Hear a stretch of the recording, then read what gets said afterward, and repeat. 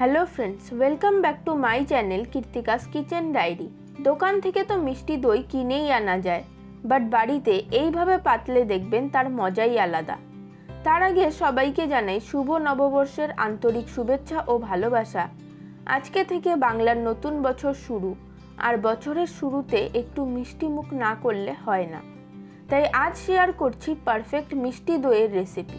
অনেকেরই বাড়িতে মিষ্টি দই বানাতে গেলে ঠিক মতো জমে না বা দইটা কাটার পর জল ছেড়ে দেয়, কিন্তু এইভাবে মিষ্টি দই বানালে দইটা একদম পারফেক্টভাবে তৈরি হবে। আর দইয়ের ভাতটা উল্টে দিলেও দইটা কিন্তু একেবারেই পড়বে না, আর টেস্টও হবে একদম দারুণ। আর রেসিপিটা ভালো লাগলে অবশ্যই একটি লাইক, কমেন্ট ও শেয়ার করে আমার চ্যানেলটিকেও সাবস্ক্রাইব করে দেবেন। আসুন তাহলে দেখে নেওয়া যাক আমার আজকের এই রেসিপিটি।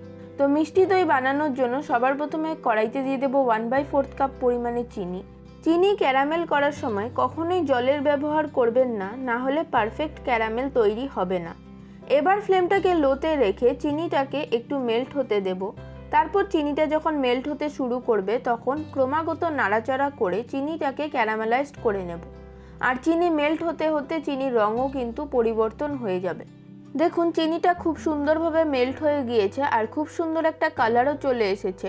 আর চিনি ক্যারামেলাইজড হয়ে যাওয়ার পর খুব বেশিক্ষণ ধরে এটাকে জাল দেবেন না, না হলে ক্যারামেলটা পুড়ে গিয়ে তেতো হয়ে যেতে পারে। এবার ফ্লেমটাকে লোতে করে দিয়ে এর মধ্যে দিয়ে দেব আগে থেকে জাল দিয়ে নেওয়া 500 ml পরিমাণে ফুল ফ্যাট মিল্ক। আর দই তৈরি করার সময় অবশ্যই চেষ্টা করবেন ফুল ফ্যাট মিল্ক ইউজ করার, এতে করে দইটা অনেক বেশি পারফেক্টভাবে তৈরি হবে। এবার ক্যারামেলাইজড করে নেওয়া চিনিটাকে আমি দুধের সাথে খুব ভালো করে মিশিয়ে নেব। খুব ভালো করে মিশিয়ে নেওয়ার পর এবার দুধটাকে আরও ঘন করার জন্য এর মধ্যে দিয়ে দিলাম 4 টেবিল চামচ পরিমাণে গুঁড়ো দুধ। তারপর একটা হ্যান্ড হুইস্কারের সাহায্যে গুঁড়ো দুধটাকে খুব ভালো করে মিশিয়ে নেব, যাতে এর মধ্যে কোনো রকম লাম্পস না থাকে। আর গুঁড়ো দুধটা দিলে কিন্তু দইটা কাটার পরও দইটা থেকে জল ছাড়বে না। তারপর গুঁড়ো দুধটাকে খুব ভালো করে মিশিয়ে নেওয়ার পর এবার দুধটাকে আমি একবার ভালো মতো জাল হতে দেব।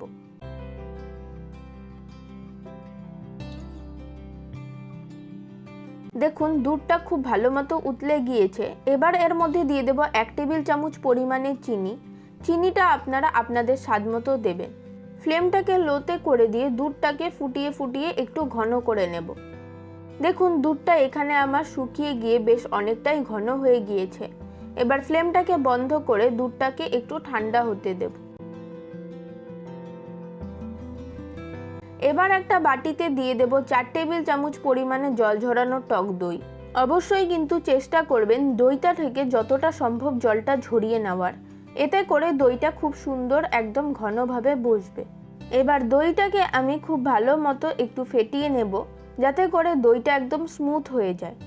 দেখুন দইটা কিন্তু আমাদের ঠিক এরকমভাবে ফেটিয়ে নিতে হবে, ঠিক একটা ক্রিমের মতো কিন্তু টেক্সচারটা আসবে।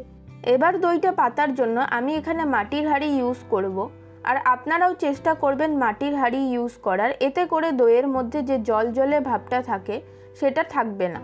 আর মাটির হাঁড়িটা কিন্তু 10 মিনিট জলে ভিজিয়ে রেখে ভালো মতো শুকিয়ে নিতে হবে, তারপরেই কিন্তু ইউজ করতে হবে। এবার সবার প্রথমে ফেটিয়ে রাখা টক দইটা থেকে অল্প একটু নিয়ে আমি এই হাঁড়িটার মধ্যে মাখিয়ে নিলাম।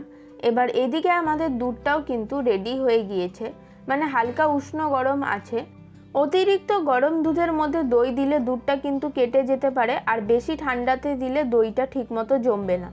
এবার সবার প্রথমে আমি ফেটিয়ে রাখা টক দইটার মধ্যে অল্প একটু দুধ দিয়ে একটা হুইস্কারের সাহায্যে ভালো মতো মিশিয়ে নেব। তারপর এটাকে বাকি দুধটার মধ্যে ঢেলে পুরো দুধটার সাথে মিশিয়ে নেব। আর চেষ্টা করবেন খুব ভালো মতো মিক্স করার। আর দুধটার মধ্যে যত এরকম ফেনা ফেনা হবে দইটা জমার পর কিন্তু এই ফেনাগুলোই দইয়ের উপরে সুন্দর ক্রিমের মতো বসবে।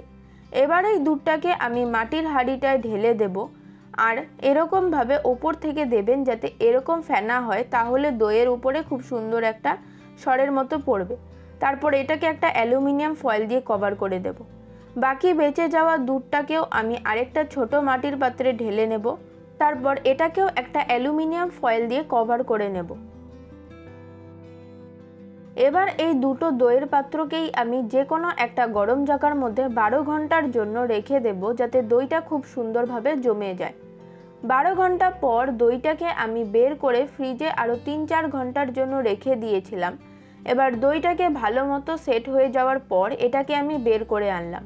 দেখতেই পাচ্ছেন দইটা আমার কত সুন্দরভাবে জমেছে আর ওপরেও কত সুন্দর একটা ক্রিমের মতো পড়েছে।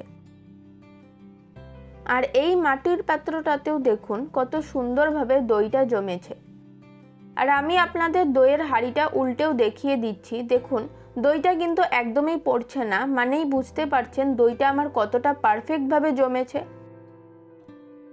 এবার আমি আপনাদের কেটেও দেখিয়ে দিচ্ছি। দেখুন কত সুন্দর চাকা চাকা হয়ে দইটা জমেছে আর দইয়ের টেক্সচারটাও কত সুন্দর আর ক্রিমি। আর এর থেকে কিন্তু এক ফোঁটাও জল ছাড়ছে না। সুন্দর এইভাবেই যদি আমি রেখে দেই এটা কিন্তু সেইভাবেই থাকছে। আপনারাও কিন্তু অবশ্যই একবার বাড়িতে আমার এই টিপস আর ট্রিক্সগুলো ফলো করে দই বানাবেন। আশা করছি আপনাদেরও কিন্তু একদম পারফেক্ট মিষ্টি দই তৈরি হবে। আর এটা খেতেও কিন্তু খুবই টেস্টি হয়। আমার আজকের এই নববর্ষ স্পেশাল পারফেক্ট মিষ্টি দইয়ের রেসিপিটা আপনাদের কাছে কেমন লাগলো অবশ্যই জানাবেন। ভালো লাগলে একটি লাইক ও শেয়ার করতে কিন্তু একদমই ভুলবেন না। আর আমার এই রেসিপিটাকে ইউটিউব থেকে দেখে থাকলে চ্যানেলটিকে সাবস্ক্রাইব করে পাশে থাকা বেল আইকনটিকেও অবশ্যই প্রেস করে দেবেন। আর ফেসবুক বা ইনস্টাগ্রাম থেকে দেখে থাকলে পেজটিকে ফলো করে দেবেন। আজকের মতো এই পর্যন্ত। সকলে খুব ভালো থাকবেন, সুস্থ থাকবেন। ধন্যবাদ।